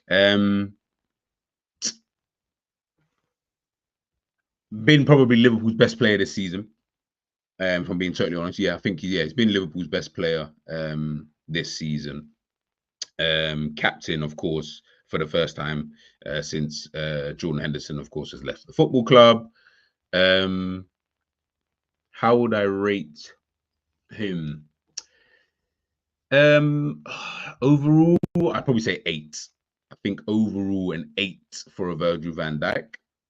I think that's kind of fair, to be fair. If I'm saying he's Liverpool's best player this season, yeah, I can't see why 8 wouldn't be this kind of score that I would give him. Yeah, because I think he's been better than bloody Joe Gomez. No disrespect to Joe Gomez, but yeah, if I had to pick between the two, yeah, I know man are saying VVD 7s. Yeah, no, I can kind of hear that. Maybe if I had, like I said, if I had like the 0.5 and stuff like that, then maybe so. But yeah, I think I would give him the I think I would give him that. I think I would give him 8, man. Like I say, he's been Liverpool's best player this season. There's been times when he's just been, typical world-class Virgil van Dijk, doing his thing, the usual kind of stuff. So to realistically say any lower than that, nah, I think that'd be a little bit too harsh in that degree. So yeah, I'm gonna go with 8 for Virgil van Dijk. Sorry guys, my thing is just moving all mad. Honestly saying the king himself, my Dutch brother, 9 had to lead a defense that was never stable. He never had a solid partner or a solid back four, to be honest, and also won Klopp his last trophy. Yeah, I hear all of that. I do hear all of that in regards to him, but at the same time, 9, nah, I don't think anyone's that good. I'll be honest, I don't have anybody at 9 at this current moment in time, and I don't think anybody would deserve to get a 9. Savage saying it. Actually, Virgil individually was great for most of the season. So 8, his captaincy has been up and down though. Not spurring the team, not on the front foot enough when times were running, running out. Apart from the EFL Cup, exactly that, literally exactly that. So yeah, Max is saying BVD was brilliant. Yes. What about the red card versus Newcastle? What about Arsenal? Howler, you forgot. I mean, that's 2 games out of what, the 38 or 36 that he played. So yeah, I definitely would have forgotten 2 games out of that. I can see the 41 goals not higher than a 7. But are we saying that like a high percentage was due to him? Do you get what I'm trying? I can't really say. Like I said, if we're putting him as our best player, you're gonna. I feel like a 7 would have to just be. Do you know what I mean? Would have to just make sense in this kind of regard. Like I don't feel like we can look at it and say, oh yeah, nah, well, he's our best player this season, but he's getting a 7. Like, do you know what I'm trying to say? Like, I don't feel like that would really make sense. And again, if I'm saying that, well, like this season, yeah, he's gotten back to his world-class levels, I don't think that we can sit here and this is what I'm saying. It's about everybody doing the kind of like flip-flopping kind of thing. Because 1 minute we're calling these players, yeah, he's world class at this, and he's world class that, and blah blah blah. And then when it comes now time to rate these kind of players, all of a sudden now, nah, he ain't even all that, nah, he didn't even do this season, and no, he wasn't even as great as as we thought he was, etc. etc. I'm like, but a minute ago we were saying that these players were excellent. A minute ago we were saying that this player was phenomenal, and etc. etc. So yeah, man, I think that's where I'm looking at it with Virgil. I think he was calm, Liverpool's best player this season, and I think an 8 would suffice in this kind of situation. I think an 8 is is good enough. Let me just quickly change this, guys, because it's just moving a bit mad at the moment. I'll stop sharing the screen. It's just my screen is just moving a tad bit mad at this current moment in time. Just trying to get everything up, but it wasn't showing me anything. There you go. He captained the defense, which was constantly too passive, to give him a 7. They were playing Palace with 4 minutes left, and Don was playing 2 touch and fixing his waves. 8 is fine. And remember, Virgil 8 is an average centre back 10. Yeah, exactly, Savage. Literally, like we would look at other centre backs and be like, oh, Saliba and Gabriel, who I think have been really good this season. We would look at them and say, oh yeah, like they've been this and that. They've been excellent. They've been, blah blah blah. But you'd be giving them such a high score because for them, these are the kind of things that, you know what I mean, would make them look like they were excellent players. Whereas for Virgil, it's like, yeah, that's just like a calm season for Virgil. You know what I'm trying to say? An 8, yeah. You know what I mean? You're not really batting an eyelid, so to speak. Just 1 sec, guys. Bear with me 1 second, people. Let me just quickly try and sort this out. For some weird reason,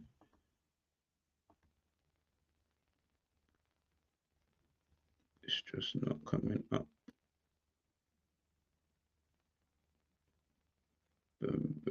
Boom. Just reading the comments now on my phone.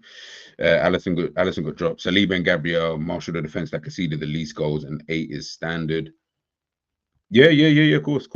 But again, you're going to be looking at individual performances. Do you get what I'm trying to say? Would you give both Saliba and Gabriel the same score? Probably not. One is probably infinitely better than the other. So I would think that you would probably give a somewhat higher score to one of the whoever you'd pick to whoever you think has been a better player. I feel like you'd give a high score naturally to that guy. So yeah. Just 1 sec, guys. Sorry. Some reason my computer doesn't want to play ball today. But it is what it is, man. It is what it is. We'll move on anyway. I'll move on anyway, and I'll get the screen back up again once the computer decides to pattern up. I think the next player I'll talk about is, we'll just talk about him now. Endo. Obviously new signing at the football club. No one really, and I say no one, maybe there was like a majority of like 1% of individuals who really thought, okay, yeah, no, Endo's a calm player, but again, in the minority. When we're thinking about a player like Endo, when he come into the team, especially when Liverpool are bidding for Caicedo, all the context surrounding all of that with Endo, I do feel sorry for him a little bit because I'm like, you joined a team where most of the fans weren't really behind your signing. Obviously, Klopp was trying to talk the talk and let everybody know, like, yeah, no, Endo's a calm signing and this and that, and blah blah blah, and that's all great and that's all good. But ultimately, at the same time, it was a little bit like, yeah, Endo isn't really the guy that we necessarily want to see, so to speak. We wanted to see a different type of player, different type of midfielder, and etc. And unfortunately, we weren't, necessarily able to see that, so to speak. So there obviously came a lot of what's the word I'm looking for? There came like a lot of like uncertainty. That's probably the best way to say it. There was a lot of uncertainty surrounding someone like Endo. But as Max is saying here, he did surprise everybody. Obviously start off a little bit fugazi, did start off a little bit yeah, maybe StreamYard is been moving mad. Yeah. But for some reason, like it's just moving. My StreamYard is just moving mad right now. Like it's not even. I can't do anything at this current moment in time. So that's why I've not shared the screen, guys. So I do apologize.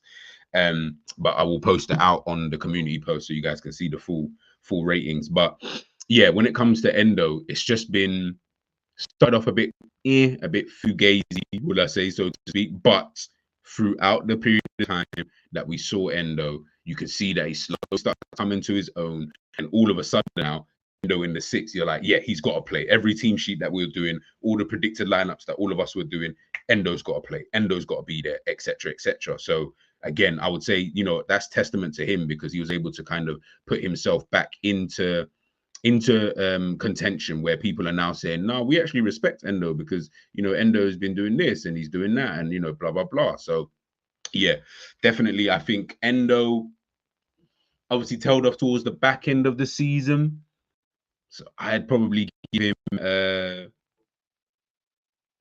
7 maybe 6.5. I ain't got no 0.5s really truly. But yeah, 6.57 kind of thing. So maybe a 7 just for the sake of the graphic in itself. So yeah, but I think he did surprise a lot of us here. Let's be honest. You know what I mean? Whether I'm not saying he was excellent, like I don't think he was excellent, but he was just he proved everyone so a bit like Kwanzaa, where you're just like, oh right, I didn't even know that you could be this good and etc. etc. That's where I think Endo was definitely a good player for Liverpool moving forward. So yeah, I would give him that. I'll give him that. So yeah, that's Endo. Who else is there? McAllister.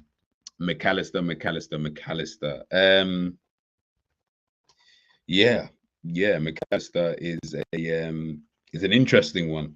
Is a very interesting one. I saw World Player of the Year shouts. I saw people telling me that McAllister is one of the best players this season and blah blah blah. And McAllister was this and he should be in the team of the season now because of this, that, and the third. Yeah. I personally, no, I didn't agree with that. I didn't think McAllister had done anywhere near enough to be put into them kind of conversations, based off of when I felt his form kind of picked up, so to speak. So yeah, I like when it comes to someone like a McAllister, I would probably say I would give him a 7 as well. I'll be honest. I think I would give him 7. I see Angel saying end of 7, Hollywood Rock saying max 7. Max is saying, personally, I think Klopp and myself both thought Endo was our most important player this year. Without him, we did not control midfield. I don't think Liverpool controlled midfield anyway, to be honest with you. Hakeem saying, G been hating Max since day one.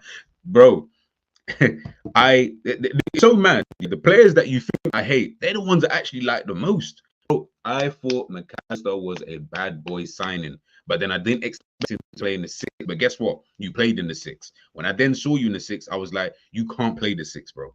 And I guess maybe my frustrations are more with Klopp more than anything. But I almost felt to myself like, at some point, who's gonna have the conversation to say, yeah, like this just isn't working. I get it because of course he was waiting for Endo and all that kind of good stuff. I get all of that, but I'm still sitting there thinking, brother, like what? At no point you want to tell man like, look, I don't really feel like I'm able to play the way that you want the 6 to play in this position for what you need from your number 6. I'm just not really the guy to do it. But I thought he was stinky in that position, like so stinky. And it was only until he moved into that 8 position did we then start to see the McAllister I thought we was going to see when we signed him. So in terms of that, I think 7 is fair. I think 7 is fair still because I thought he was a 3 or 4, prior to him moving into that 8 position, and then he probably moved up to an 8 in that time. So I think yes, 7. 7 is a calm. It's calm score. Like I wasn't gonna give him too low of a score, like because he was very good in that second half from like January when I really thought, yeah, he's really taken off now, and the performances are so consistent. And it's almost now become the norm with McAllister, as opposed to it was just 3 games. Like, nah, this is actually becoming the norm, from January onwards. So yeah, I think 7 for me. Is the one I'd give him. Honestly saying El Maestro 7, he started slow, but when went into the 8 and you saw man is a baller, golden assist. Also, Matt 10, when he was at Brighton, I was like, LFC signed him and CCO. Yeah, and CCO is a very, very good player, by the way. Very, very good player. So yeah, I totally agree, man. I totally agree. Who else is there? Let's go on to Mac 7. Like I said, people, my computer's just messing around at this current. I literally can't even do anything. I can just about even see the screen, so to speak. It's not even like showing me. Yeah, it's just literally not showing me anything for some weird reason. I don't understand or know why, but typical stream. Let's see if I can at least get this up. Let's see if we can at least even push this.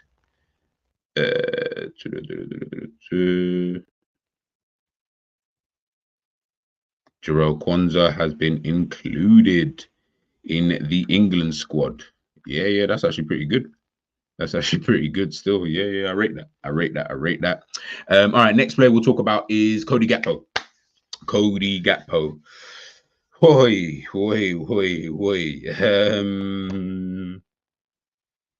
Cody Gakpo. So yeah, we done Szoboszlai, we done Gravenberch, we done Endo, we done Curtis Jones. Yeah. Cody Gakpo. Cody Gakpo. I don't even know where to even begin with that guy. I think I'd give him like I see again 5.5 6. I don't know why, but I don't feel like he was a 6. I feel like he was just average at best. And I feel like we've only seen 3 good games from this kind of guy. Yeah, I'm gonna go 5. I'm gonna say average. Hollywood Rock saying 5. Max is saying 6. Yeah, I'm gonna go 5, man. I'm gonna go 5. Like we can do yeah. I mean, we can add the context. Yeah, he played different position, that position, blah blah blah, and all that kind of stuff. And I fully get all of that. But at the same time, yeah, man, like even at times when you are playing up front or you was playing out on the left, I didn't even feel like you was really playing that well. It was only really again towards the back end of the season, once things started to tail off for us, he seemed to just start playing a little bit better, which was always kind of weird to me. Angel saying the problem is not one member of our midfield has managed to retain their intensity till the end to the end of the season. They all fell off. That is unacceptable. Yeah, I totally agree. I totally agree with that. Excuse me. What's the blah blah blah. Brian. Yeah, but in terms of Gakpo, yeah, I just think 5 average. And really, I'm actually only giving you that purely based off of your GNA this season. Like performances, I thought, yeah, it was all right. Like ghosted in most games, bro. Like that, yeah, you ghosted in most games, and yeah, I'll give him a 5. I don't want to go too crash at him too hard, to be honest with you, but yeah, I'll give him that score. Big up LFC Aaron in the building. Hope you're doing well, my friend. Cody 5. He's a weird one. His numbers isn't that bad, but it seems at times he is a ghost. But when he's good, he is calm. Yeah, that's what I'm saying. When he's good, he's just calm. Did you get like it's like you know like with some players you say, oh, when they're good, oh yo, they're unplayable. I don't get that kind of feeling with him. With him, I'm more like, yeah, when he's good, he's just calm, kind of thing. And you're right, Max. He was pushing every position. Klopp's fault. That's Klopp. But we'll speak about Klopp another time. But yeah, I'll give him a 5. Who else is there? We have still got the other main striker. So I'll go with Luis Diaz. I'll go with Luis Diaz. Again, I don't know if you guys follow me on Twitter, you'll see I'm always like I said this. I tweeted this out the other day. I was like, Diaz, Nunes, Diaz, Diaz, Nunes, Diaz, Diaz, Nunes, Diaz. Like that's all we keep flipping talking about, people. All the flipping time on every bloody channel. It's Nunes, Diaz. What are we gonna do with them? Blah blah blah. This time, I'm like, bro, I don't care. You know, I actually don't care. Big up, K-Man. Yeah, I actually don't care. I really don't care. Like we keep talking about these players so much, and I keep saying this. Yeah, when you keep like, sometimes I feel like we're saying something without saying it. You do that in life with certain things that you like. You might not say something, or sorry, you might be saying something, should I say, but you're not saying something else. Why are you not saying something else? It's because you know what I mean. It's that's the way I just feel with like a Luis Diaz and like the Nunes conversation, but specifically on Luis Diaz. Obviously, man had his dad kidnapped and all that kind of stuff. Performances though this season, I would give him 4.5 or a 5. I think, yeah, 4.5 or a 5. He was no better than average this season. So I'll give him 5 just to be kind. I'll give him a 5. Yeah, I didn't feel like he was any better than average as a majority of the season. Yeah, didn't really rate the performances, to be honest. There were some good ones. Like he was weird. It would go from a massive high to a complete low with him. Yeah, but he's such. But the thing is, it's weird, man. And when I think about Diaz, sometimes I feel like you got the up to be like a really, really good player, and I feel like by now you should actually be like one of the best players in the world in your position. But you're not, and you're not even close. Like you're nowhere close, actually. So where does that kind of leave you? Like, I mean, I'm not saying every player has to be world class, but I thought that you would be. Maybe that's why I get annoyed with him, because I thought he was going to be this player, and he's really and truly turned out to not be that kind of player. You know, whose fault is that at the end of the day? Really and truly, it's actually mine, because I'm the one who believed in the fact that, you know, I thought he could be, you know, this top player and etc. You know, blah blah blah. But yeah, I would say, yeah, I think of a 4.55. I put column anyway. I finally see my screen. There we go. Boom, boom, boom, boom. Oh yeah, we've still got a couple of other players as well. Yeah, we'll get onto those in a second. Hollywood saying the injury ruined him. And also, to be fair, when the rest was stinking it up, Salah, Darwin, Cody was the only one trying to do something. Diaz has a worse record than Mark Waters, Titi Camara. Wow. Zero brain in the final third, cannot pass at the right time, useless, beats a player, then doesn't pass the ball. Yeah, I hear that. Justin, there is a concrete possibility of Pep Guardiola leaving Manchester City in summer. Way. So yeah, one more season, Pep just win the number 5 and then 5 in a row and just says, yeah, no one's catching 5 in a row. I know that for a fact. There's no manager, I don't care, Mikel Arteta, Slot, Pochettino, none of these guys are getting 5 in a row. I can tell you that for free. When Pep Guardiola leaves this league, it will just become a bit more competitive. That's the way I see that, boy. That's definitely the way I see that. Yeah, Luis Diaz, I'll give him a 4. I'll give him a 4. Cody, I think I gave a 5. So we've still got Mo, Trent, Harvey, Darwin, and Bradley. I'll move on to I think Diaz Nunes has problems mentally next season. They will need a psychologist and individual coaching to improve. Yeah, I feel like they need too much, man. Do that on someone else's time. Who should we go on to next? We'll go on to Harvey Elliott. We'll talk about Harvey Elliott. Good player this season. Had good performances this season. Better performances off the bench than actually starting games. I'll say that much. I think I've seen his best performances coming off the bench, whether that be just because teams are tired and stuff like that. But regardless, I feel like his performances have always been better off the bench. Had a few good, a couple of games here and there where he's been okay games, but overall I felt like it's been, at best, you've been okay when you started games, whereas at best when you were coming off the bench, I thought, excellent performance from Harvey Elliott, really changed the game and stuff like that. So I'd probably say he gets like a 6, probably a 6. I don't think a 7. I think maybe a 6, because really, if most of your best games are coming off the bench, then yeah, I can't really. Yeah, I'd say a 6. But like, he has been good, and he's been good in parts, should I say? And it's going to be another player who I'm very, very interested to see, what happens in the future. Big up K-Mac. My computer, I can't even see the screen right now, so I can't even. You know what I mean? I'm literally trying to sort all of that out, but I just said, you know what? I'll finish this up anyway, and then I'm going to head out of here in the next 10 minutes, guys. But like I said, guys, please make sure you smash the like button, share, and subscribe if you haven't done so already. We've already got 1, 2, 3, 4, 5 players left anyway. So we'll quickly run through those. Next up, we'll go. So yeah, Harvey Elliott, I put in a 6. What is Harvey? Big up Richard. He's asking, what is Harvey Elliott's exact position? Sub, impact, push off the ball, weak in 50-50. This is my thing with Harvey Elliott, is that I don't think, again, he's probably in that Curtis Jones early stage where you're like, well, where does he play? What does he do? How do we get him into the team? Blah, blah, blah. You know what I mean? 101 questions, when the reality is, yeah, this is where I'm looking at some players and I'm like, yeah, can you please just find a position? That's all I'm really asking for. Can you find a position?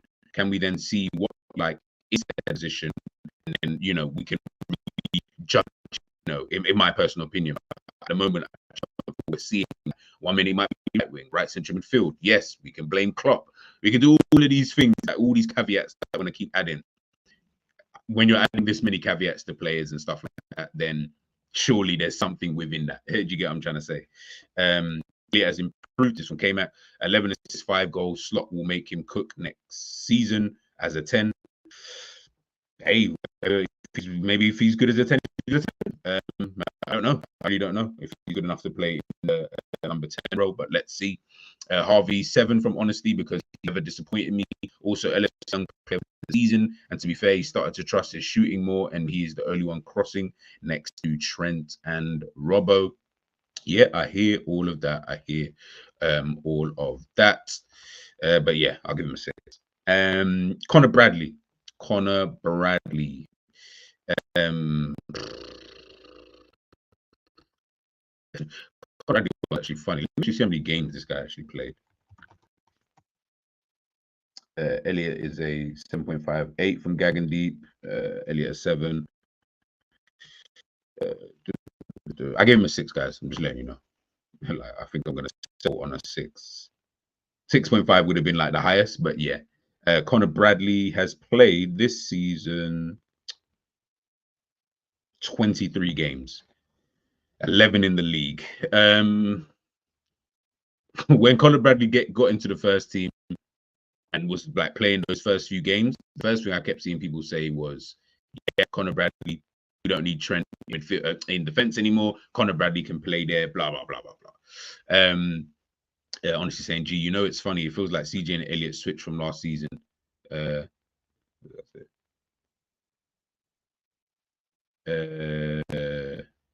We rated CJ higher, and now we rate Elliott higher. Yeah. That will always happen.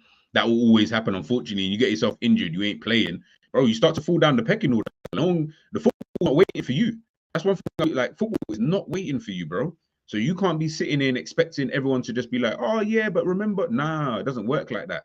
It really doesn't work like that. Like, we're all moving on. Players are obviously getting better. Some players are playing a bit more consistently, and so many different things and caveats. So at some point in time, the penny don't drop. And this is what I keep asking. If the penny doesn't drop, then what are you doing? What is the situation? Kind of thing. And that's why I say with certain players, I don't think it's going to be as simple as, yeah, it's going to come in. Nah, I don't think it's going to. But anyways, Connor Bradley. Really good in the moments when he came into the squad. Really, really good. Showed what he was all about. Do I think, and this is where I say I feel like the fan base, we overrate these players because you would never buy Connor Bradley. I don't think you'd look at Connor Bradley and say, I would buy him if I needed a right back or a back right back. I don't know if he's yeah, if you've got him, he's literally that situation of, because you've got him, you've got him. But would I go out and sign him? No. So I thought it was great, these players, but it is what it is. He was good when he started in the squad. So I'll probably say I'll give him a 7 for impact. I'll give him a 7 for impact. And he never, to be honest, he never let anybody down. Obviously, condolences to his family. When that situation happened, obviously took some time out. He came back and he was still, I felt like he was still solid. Do you get what I'm trying to say? Like, he didn't really wane or anything like that, kind of thing. Honestly saying Bradley 6, but the way fans acted like Bradley is the next Cafu, Dani Alves, next Walker, they acted like Bradley was like he is calm. That's what I'm saying. This is what I'm saying. Like, I felt like we were going so overboard with it. I was like, really? Like, this guy? Like, I don't see that. Do you know what I'm saying? Like, I don't feel like I don't feel like we're watching the same thing. Listen, it is what it is. We all perceive it to be whatever we perceive it to be, right? But I never ever looked at it and thought to myself, yeah, Bradley is this and the third. Like, I just always thought, yeah, now Liverpool, good space. It's kind of easy for you to kind of come in and do your thing. Of course, you still have to do your thing, which he was doing. So credit to him in that regards. But yeah, like, I didn't really think it was anything more than that. But I'll give him 7 purely for the impact and with everything that he had going on as well, to still come back strong mentally and stuff like that. Something that I look at quite a lot, because I don't feel like all players are mentally as strong as we think. I know everybody's different. Every human is going to be different. People are going to deal with things in so many different ways. And I totally get that and understand that. But ultimately, some people I'm watching and I'm just like, yeah, I can see that in certain situations, mentally, you're not as strong as I thought you was. And that's going to only hamper you at the end of the day. But, that's neither here nor there. Like I keep saying, I always rated Elliott higher than CJ. He released the ball earlier and could argue and could argue he has better end product. Only thing he has is ball retention. I hear it. Again, it'll be interesting next season, man. That's what I'm saying. It'll be real interesting. Who else is there now? All right, now we're getting onto the crux. Let's go to Trent Alexander-Arnold.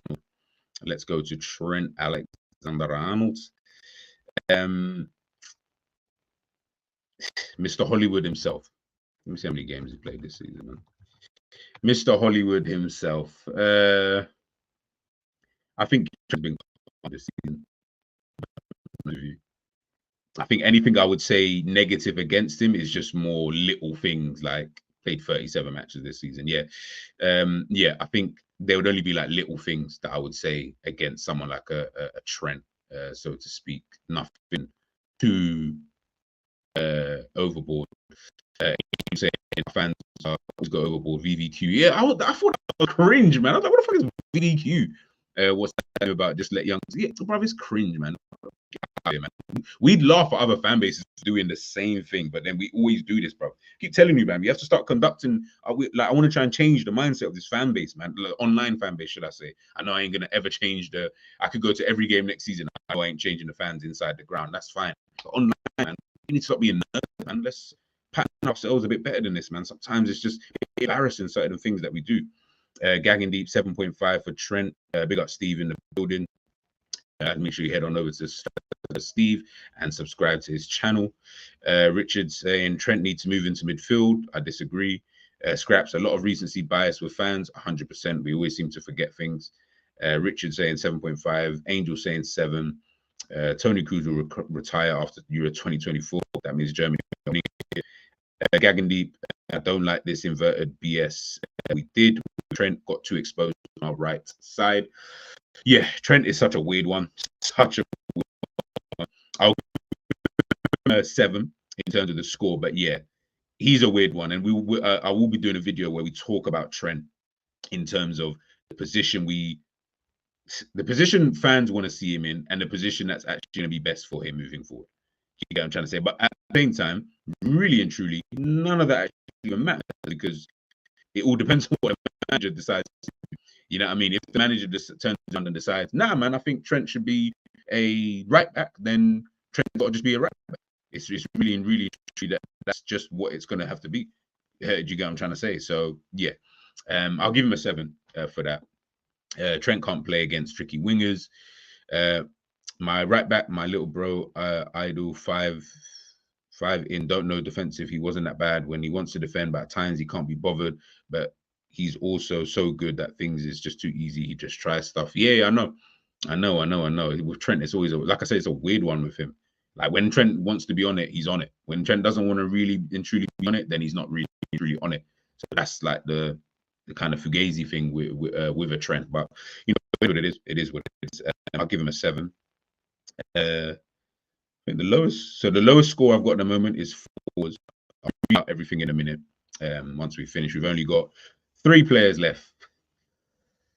I'll save that one to last. Let's go with Diogo Jota. Mr. Injury himself. I feel like I have to give Jota like a 5 because of the fact that like I said, I don't know if you guys were listening earlier on. I said with Diogo Jota, there's 2 players in the Liverpool team outside of Diogo, obviously, who I can't trust, and it's Diogo Jota and Konate. I can't trust these guys at all, bro. Like, I feel worried. I feel like heading into like the season and stuff like that, when you're looking at some of these players, I'm just like, you know, you're looking at players. Can I count on this guy? Can I count on that guy? Diogo Jota, I feel like I can't really count on you, bro. I really can't count on you, you know, kind of thing. So I feel like I have to give you a 5. Listen, record is good this season in the games that he has played. 32 games in all comps, 15 goals in all comps. You get what I'm trying to say? So it's got nothing to do with your genuine ability. It's just purely down to the shit that you can't be trusted, bro.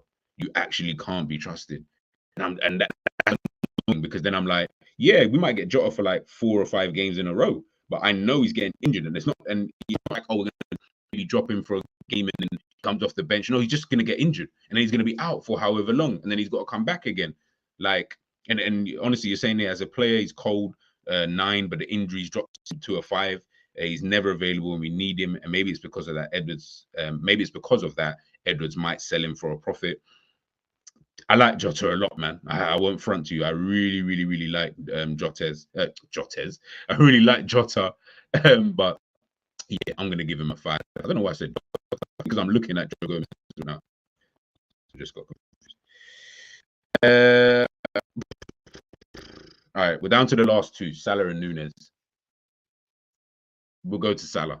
We'll go to Salah first. Where this conversation's heading. Salah. Gagany saying GTV, don't forget Nunes. Big up Never Foul, guys. Make sure you head on over there and subscribe to Never Foul. Joji to hurry up, man. Yeah, bro. I'll be done in literally like 5 minutes. 5 minutes. Got literally 2 players. And then I need to take a little whiz myself. But yeah, when it comes to Mo Salah, I would give him a 5. I feel like, yeah, 5. I mean, obviously top scoring and all of that. But forget even the GNA. Again, we could sit here for time and talk about Mo Salah, and maybe we'll do that at another time when we're speaking about the players individually and stuff like that. But when I think about Mo Salah this season, you've had your bright sparks. You've had too many moments where I've just felt it's weird, because usually when I'm saying more about some players where they're having they're having more good games than bad games, or more bad games than good games and stuff like that. With him, it didn't really matter whether it's a good game or bad game. Donny was still getting it. That was always the thing with Salah. It's like it did not matter whether he was playing good or not playing good. He would always score. He would always assist. He would always be that type of player. The inevitability within the squad. And this is where I always tussle with people, because I'm always like, there's maybe about 3 or 4 players in world football right now who you can say are inevitable. He is literally one of them, and we're willing to potentially let that go for a bunch of guys that are not even close to being consistent, let alone inevitable. So we're like, ooh, that's where I always try to question people when we talk about the Salah thing, because I'm just like, the reality is, unless you're going to bring in someone who is literally as inevitable, you're going to lose the inevitability from your attack. Once you lose that from your attack, it becomes what we've seen this season, which has been proven. Salah has been the most consistent scorer this whole season, like in terms of in the entirety. The rest of them, it's always been like, I think I mentioned this before about Liverpool's attack. One player will be really, really good, then he starts to tail off. Then the next guy comes in the middle of that, and then he starts to tail off. Then the next guy comes in. Salah just kind of just remained how he was. Whether that was poor throughout the whole season, and that's poor. I don't really mind saying that, but he just remained consistent at what he did, which was just always be, I'm just Mr. Inevitable. And I feel like that's always a difficult trait that only a finite amount of players in world football actually have that. He's literally one of them. If you lose that, like I say, people, I don't mind. I can rock with you in that regards. You show me the next guy. No Somerville and all these kind of play. They're not, bro. They're not even close to being good players. Let alone be players that you can say, oh yeah, we can share out the goals, bro. We're not as good as like a Manchester City, where I feel like that would work anyway. So that's where I'm like a little bit. Yeah, this is where my argument comes in the most. I think I'll give him a 5. I think performances this season, in my opinion, and where I'm always getting on, it's like I expect such high levels from Salah. The performance levels, bro, they just always just don't really seem that good. Although he's now turned, if the people don't want to admit it, but he's turned into more of a creator anyway. Do you know what I mean? He's more of a facilitator now anyway, while still getting you know, the goals. So yeah, but I'll give him a 5. I'll give him a 5. Richard, what about Vinny? Cavardona, Mbappe will put him on toast. I don't know if he's talking about Trent. Salah 6, hate this dribbling, slipper shots, all of that. His numbers were calm, but then again, you're the talisman. You also disappeared, like Darwin, Dr. Cody. Agony, I think 5 is a little harsh on Salah, I can't lie. Although he has dropped since he came back from injury, he has put chances on the plate for our forward line who can't finish. Yeah, that's very, very fair. That's very, very fair. Yeah, I'll give him a 5 though. I'll give him a 5 because I do expect a high level from Salah, and I don't feel like GNA can always save you. Your GNA would have to be on Haaland's level in order for me to be like, I don't care about your performances. Do you know what I mean? Where you're just like, yeah, performance don't even matter anymore. They actually don't matter because your gene is so phenomenal. Where I think it was so phenomenal. You know what I mean? I don't feel like it was that. So yeah, but you know, this thing. Let's see what how that works out. Last player is Darwin Núñez before I sign out of here. Very fitting that I would sign out here with Darwin Núñez. Yeah. I don't really know how to even take this one. I would probably give him a humber. What I would love to know if I gave him a good score last year or not. Maybe I feel like I gave him like a 3 or something last year. It'll be higher than a 3. It'll be higher than a 3. KLFC saying Núñez 2. Gagany saying 4 max. Richard saying Núñez won't improve next season. You lot are being super harsh. Super harsh.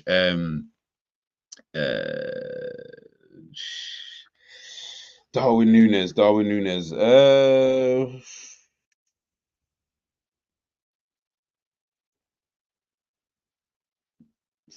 4.5 is what I would have given him.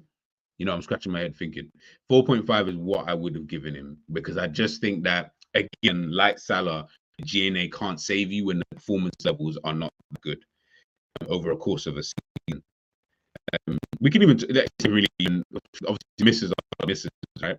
And that's obviously going to be a main thing with Darwin Núñez. But sometimes it's even just your overall performance in certain games where I'm a little bit like, eesh, like you're not really adding anything outside of just being a chaotic individual. And I'm just like, at some point, does that not annoy people that you've got this player who is only really offering you just being a nuisance? But at the same time, we're not that, like, it's like you're judging him by one standard and then you're judging by another standard in another light. I always find it so weird with Darwin Núñez and the protection that this brother has. I mean, he threw in Liverpool fans' faces, you know, when he deleted all those posts, but the protection at times this brother has is a little weird. Like, I've always found that weird, but it is what it is. I'll give him probably a 4.5, 4. So yeah, I'll give him around about that. My guy Darwin La Pantera, I'm the only one that can still see there's a player in there. Playing there and his misses are mad, but then again, some misses the goalkeeper just makes saves. But for me, a 4. Yeah, I think a 4. Yeah, I'll give him a 4. I can't even lie. I'll give him a 4. I feel like that's fair for Darwin Núñez. I feel like that is fair. Do you get what I'm saying? Again, I don't want to go too into that. We'll talk about Darwin another time anyway. But people, that is the player ratings done and dusted. Apologies, my laptop is just moving mad at this current moment in time. So I wasn't able to really show you the visuals of everything.